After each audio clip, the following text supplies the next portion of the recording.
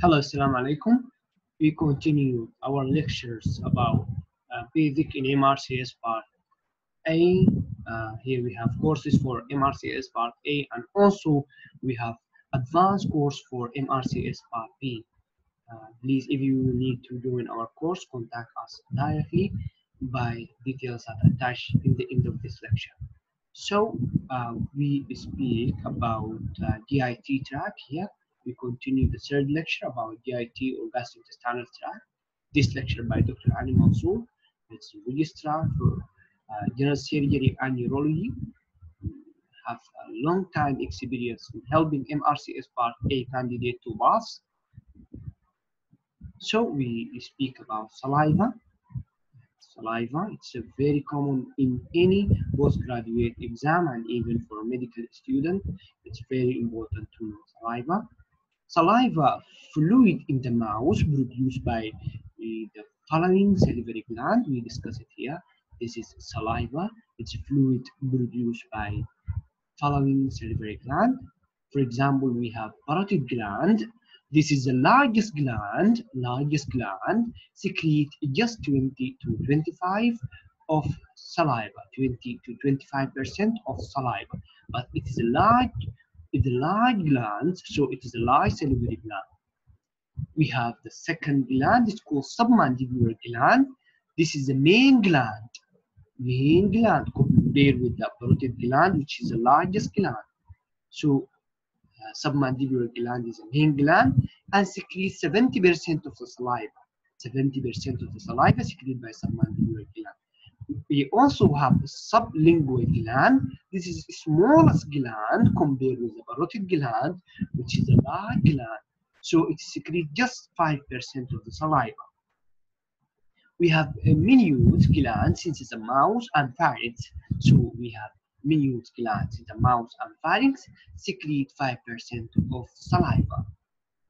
This is the summary in this picture to show us the major salivary gland. As you see here, in the latter aspect of the face, we have parotid gland, which is like anterior and posterior to the ear, and also we have submandibular gland, and we have sublingual gland plus this minute gland here, minute gland in the mouth and pharynx secrete 5%.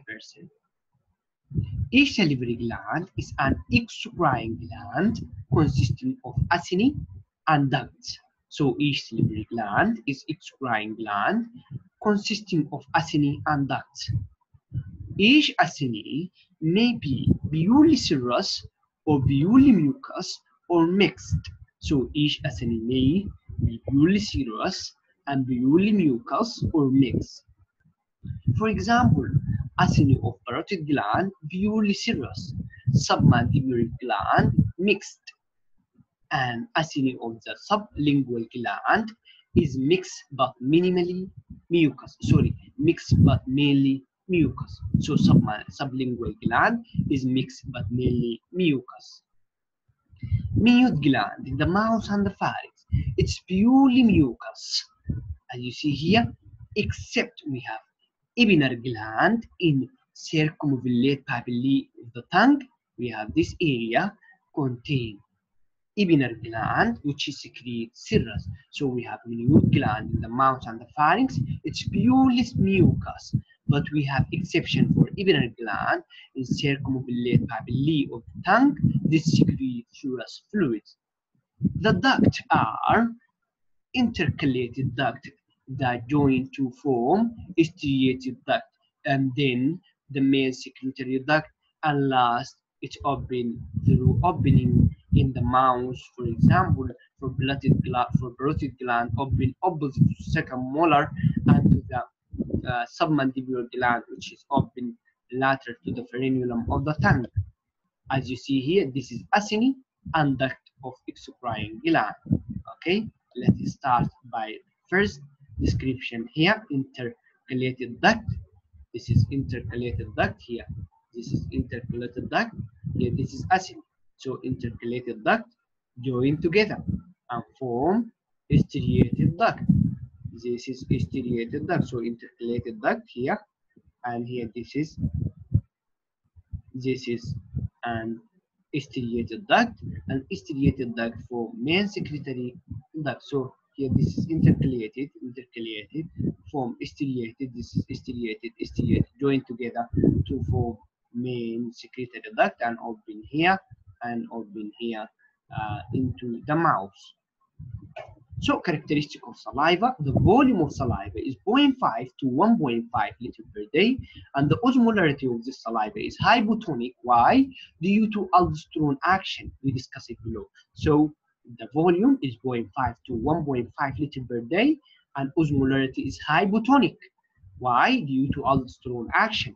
And pH bring it between 6 to 7, 6 to 7. This is pH of saliva.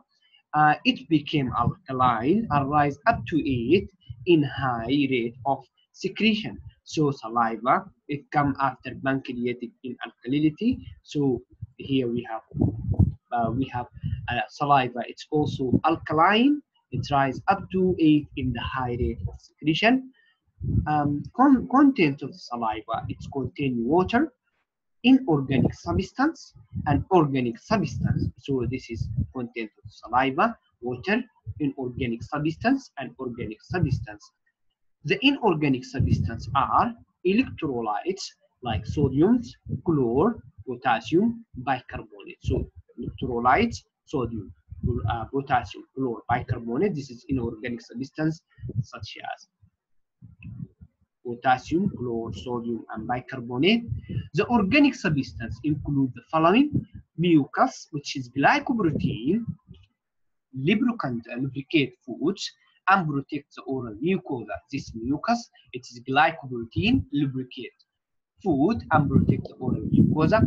And we have immunoglobulin A. As we know, the immunoglobulin A is found in saliva and milk and respiratory secretion because it contains mucus or mucosa in this system, lead to secretion of immunoglobulin A.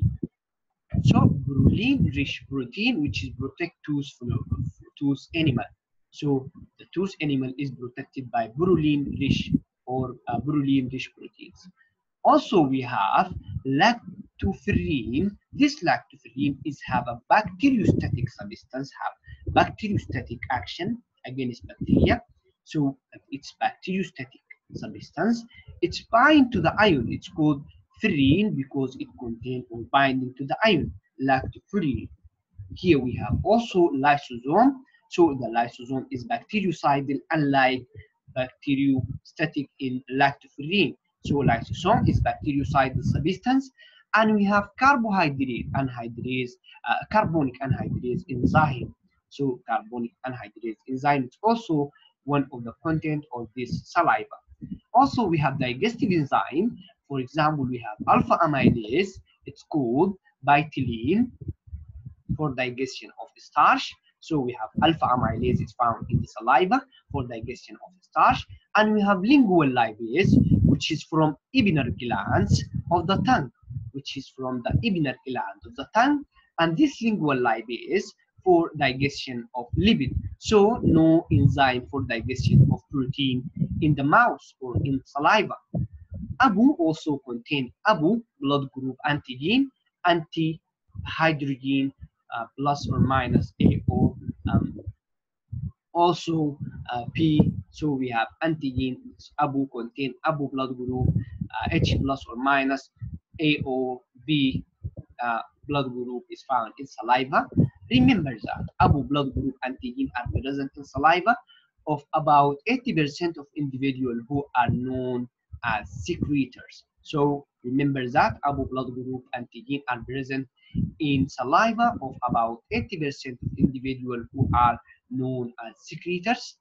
Why those who do not secrete this antigen in saliva known as non-secretor? It was nothing that the non-secretor have a higher incidence of the following disease than secretors.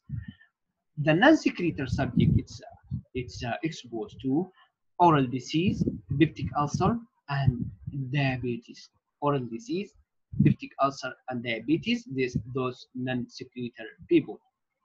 changing ionic composition of saliva. Saliva is secreted by acinar cell as isotonic fluid. In adult, sodium and chloride are absorbed. Potassium and bicarbonate is secreted by saliva. So saliva is secreted by acinar cell as isotonic fluid.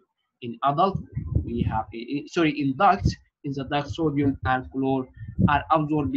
Potassium and bicarbonate are secreted. This is in the duct. So in the duct, sodium and chloride are absorbed. Potassium and bicarbonate are secreted. Aldosterone stimulates sodium absorption and hydrogen and potassium secretion. However, sodium is not followed by water. There is why saliva become hypotonic. We knew that the sodium is usually or salt is usually followed by water. Here in saliva, sodium is not followed by water. That's why this saliva is hypotonic. When the rate of salivary flow through the duct is very high, there is less time for this exchange to occur. That's why concentration of sodium chloride are increased when the flow rate is this flow rate when the rate of the salivary flow through the duct is very high. So salivary flow rate is very high. Here we have increase in sodium and chloride concentration. Sodium and chloride concentration in saliva are flow dependent. As we see here, high flow rate in salivary gland secretion, it's lead to increased sodium and chloride concentration. So it is flow dependent. The concentration of potassium and bicarbonate vary or variable greatly in the different species. The pH of the saliva is also flow dependent like sodium and chloride. So we have two flow dependent in saliva. Sodium and chloride concentration became higher when the flow rate increased, and also pH is also increased with high secretion and high flow. It has a high has a high in the rapid rate of secretion and low in slow rate of secretion. This is sodium and chloride and also pH. It's thought that as the rate of saliva production increase, more bicarbonate ion is produced as byproducts of the cell metabolism. So this is the end of the lecture. For fully covered course for MRCS Part A, MRCS Part B, surgery first parts, general surgery, urology, orthopedic, ENT, neurosurgery, ophthalma, and pediatric surgery. We have a specific material to cover all these branches in details. Also, if you medical student and interested for basic course, contact us through this number in WhatsApp and Telegram groups, and also here we have our Gmail here. You should contact us if you need any help. Facebook page here, Dr. Ali Mansour. I'm very glad to help you, my colleagues. Good luck, and for receiving new videos, don't forget to do like, subscribe, and share, and thank you very much.